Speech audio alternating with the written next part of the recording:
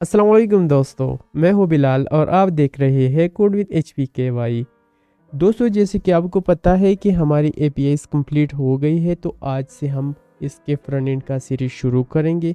तो आज की इस वीडियो में हम इसके लिए प्रोजेक्ट सेटअप करेंगे, Vue.js का एक नया प्रोजेक्ट बनाएंगे और जितने भी हमें पैकेजेस चाहिए होंगे तो उन सबको हम कॉन्फ़िगर करेंगे। तो कल से हम फिर लॉगिन सिस्टम और रजिस्ट्रेशन सिस्टम की APIs इम्प्लीमेंट करेंगे। तो चलिए शुरू करते हैं। तो दोस्तों, मैं टर्मिनल ओपन कर लेता हूँ। दोस्तों, टर्मिनल मैंने ओपन कर दिया है। अब मैंने प्रोजेक्ट फोल्डर में चले जाना है और यहाँ पे मैं Vue.js का प्रोजेक्ट क्रिएट कर लेता हूँ।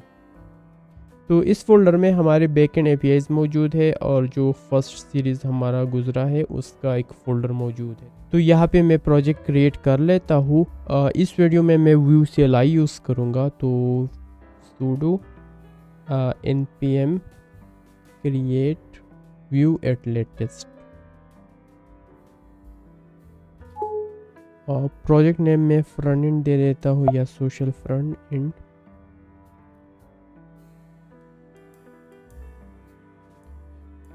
टाइप स्क्रिप्ट हम यूज़ नहीं करेंगे, JSX भी नहीं।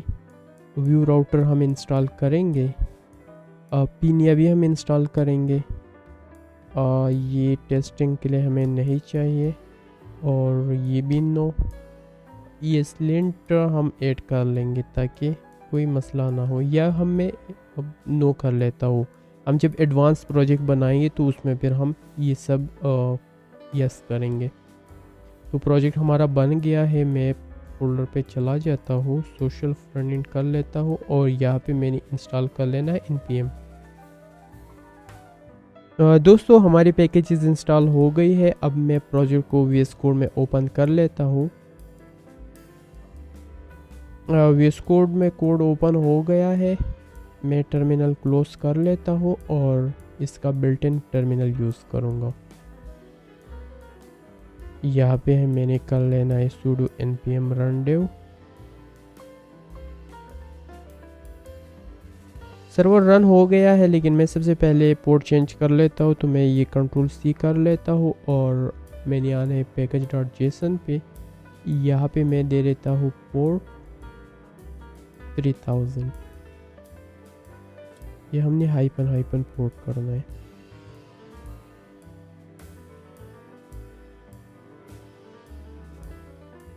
मैं यहाँ पे परमिशन भी दे देता हूँ। ये हमारे सारे TS हो गए, तो मैं इसको JS कर देता हूँ।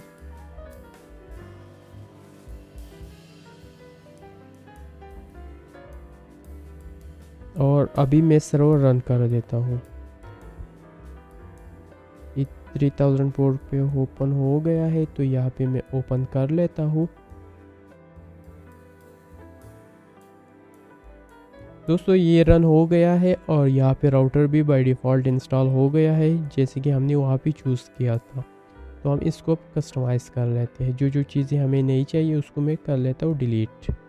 तो सबसे पहले मैं इन तीनों को डिलीट कर लेता हूँ, बल्कि 4 है यहाँ पे। ये हो गई डिलीट। राउटर से भी यहाँ पे ये चीज़ें हटा लेते हैं।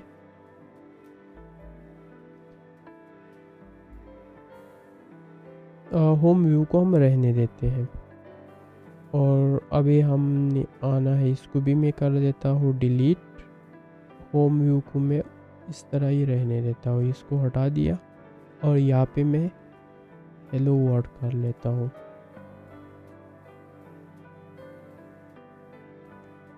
और app.view ठीक है। बाकी यहाँ से मैं ये नेविगेशंस हटा देता हूँ, बल्कि पूरा हेडर हटा देता हूँ। राउटर व्यू यहाँ पे चाहिए होगा, क्योंकि इसी पेज पे हमने पूरे पेजेस लोड कर लेनी है। और इसको मैं इस तरह कर लेता हूँ राउटर व्यू। अब यही अबाउट को हटा देता हूँ। ये हमारा होम पेज है जो रन हो गया है। इससे मैं एक्स्ट्रा स्टाइलिंग भी डिलीट कर लेता हूँ। ने आना है यहाँ पे, इसको मैं हटा देता हूँ। स्टैंडर्ड CSS में कुछ है, यहाँ पे भी है। तो ये भी मैं कंट्रोल ए करके डिलीट कर लेता हूँ। दोस्तों स्टाइलिंग हमारा चला गया है। अब हमने Tailwind CSS इंस्टॉल करने हैं, तो मैं Tailwind CSS पे चला जाता हूँ या फ्रेमवर्क गाइड पे चला जाता हूँ। यहाँ से हमने चूज़ कर लेना है वीट, ये हम व्यू यूज़ करेंगे। बाकी चीज़ें हमने की है हम यहाँ से कॉपी कर लेंगे। यहाँ पे नया टर्मिनल ओपन करके sudo और पेस्ट कर लेता हूँ। इंस्टॉल होगा और तब तक मैं ये भी कॉपी कर लेता हूँ।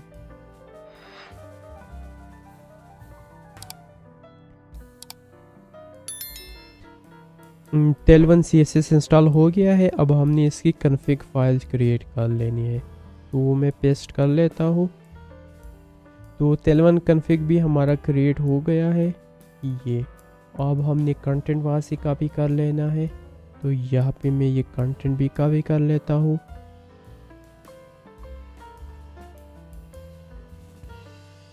इसको भी मैं परमिशन दे देता हूँ। ये सेव हो गया और अब हमने बेस इनका कॉपी कर लेना है। ये हमने पेस्ट कर लेना है मेंडर CSS में, ये भी हो गया है। अभी अगर मैं आता हूँ होम व्यू में और इसको मैं ड्यू में रैप कर लेता हूँ, वो भी मैं एक टैब दे देता हूँ और इस स्पेसिस को मैं इंटेंट 4 दे देता हूँ ताकि आपको विजिबल हो। और यहाँ पे मैंने क्लास देना है, सपोज मैं दे देता हूँ टेक्स्ट टू एक्सेल और टेक्स्ट रीड 500। यहाँ पे मैंने दे दिया हेलो वर्ल्ड।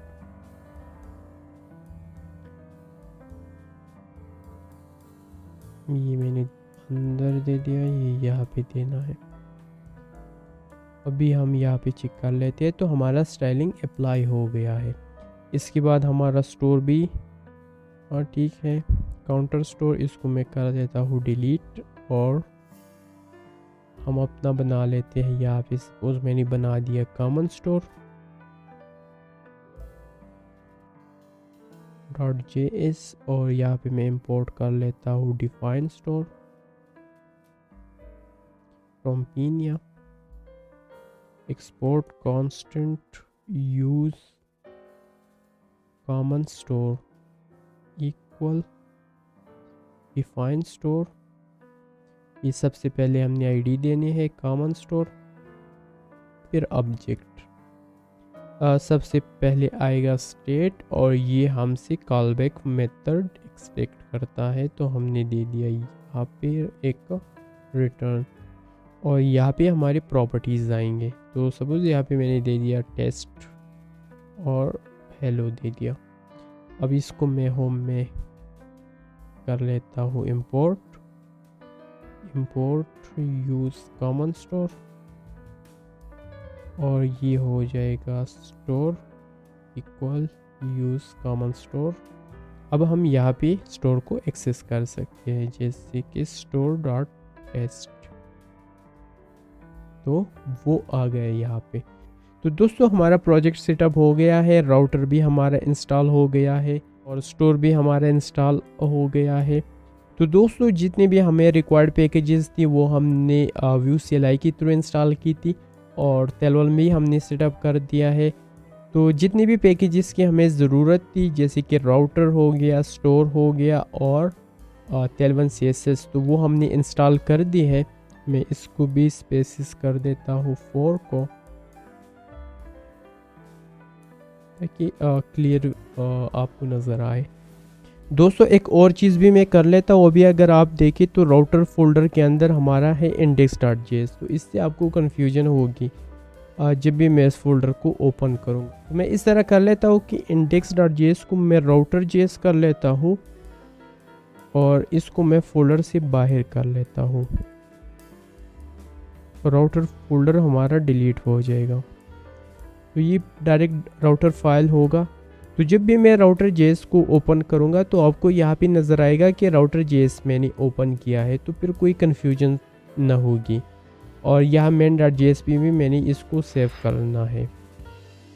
तो दोस्तों आज की वीडियो में इतना ही। हमने प्रोजेक्ट सेटअप कर दिया, टेल1 भी हमने सेटअप कर दिया, राउटर भी हमारा सेटअप हो गया है और स्टोर भी। तो इंशाल्लाह कल से हम लॉगिन और रजिस्ट्रेशन सिस्टम बनाएंगे। तो तब तक के लिए अल्लाह हाफिज़, अल्लाह पमान।